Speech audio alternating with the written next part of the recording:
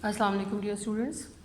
Today we discuss the topic symbol and compound in your online class. So today I am highlighting the main points of these two topics over here. Symbol it is the shortest name of an element, or in other words we can say that it is the abbreviation for the chemical name of an element.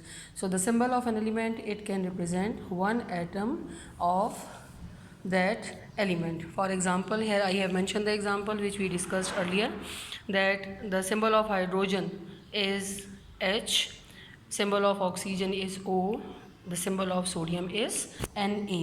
It is based on its Latin name, and this system of assigning the symbols to different elements was suggested by the Swedish chemist Berzelius. Okay. Then we discuss the important characteristic of symbols as well. In most cases, the first letter of the name of the element is taken as a capital letter, and in some cases we can observe that some elements, they can be represented by means of more than one alphabet.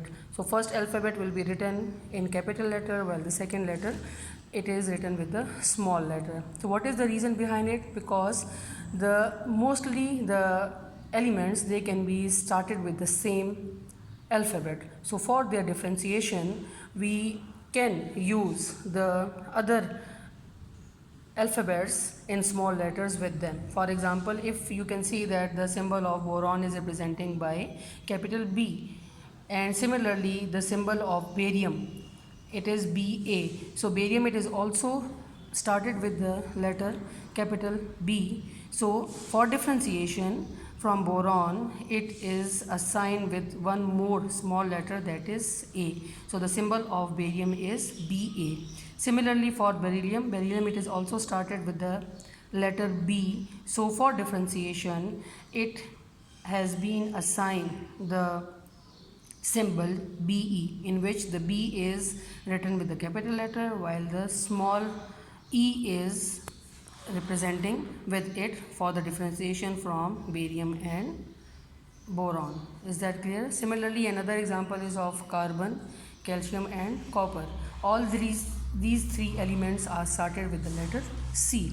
But for differentiation, so here you can clearly observe that the symbol of carbon is taken as C, while the symbol of calcium is taken as Ca, and that of copper is Cu. Clear?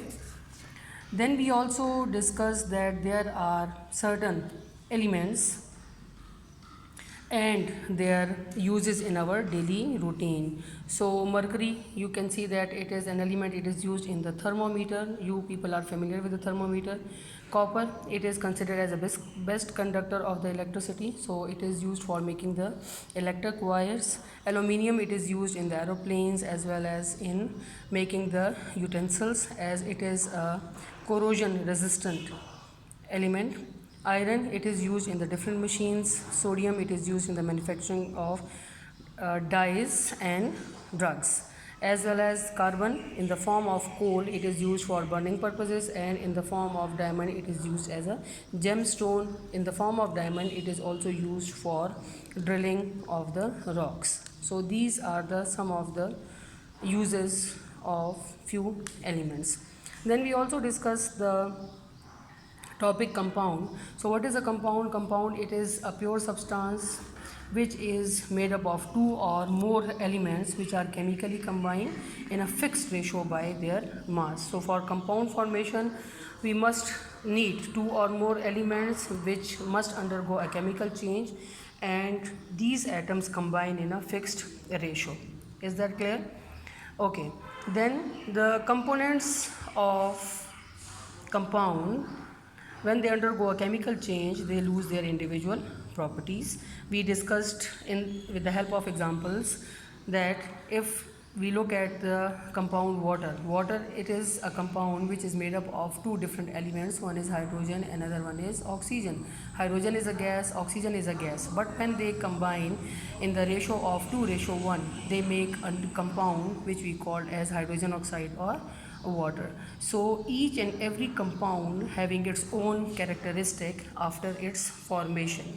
the component elements, they lose their properties when they combine in fixed ratio by their mass. Is that clear? So we already discussed the example of water over here, that water, it is made up of two atoms of hydrogen and one atom of oxygen in its one molecule.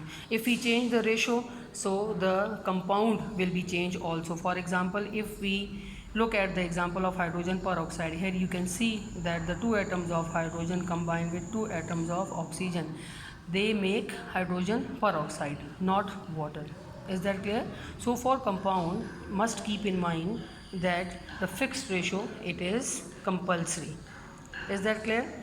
Molecule is the smallest unit of a compound and it is representing by a chemical formula.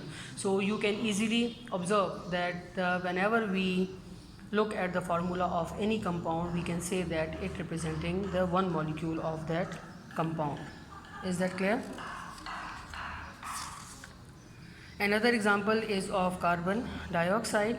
So carbon dioxide, it can be represented symbolically as CO2. So here you can see that one atom of carbon combines with two atoms of oxygen to make one molecule of carbon dioxide. Similarly, there is another example of iron sulfide. So in iron sulfide, here you can see the ratio of 1:1. So these are the few important points which we already discussed in our today's online class. I hope so they are clear to you. Thank you.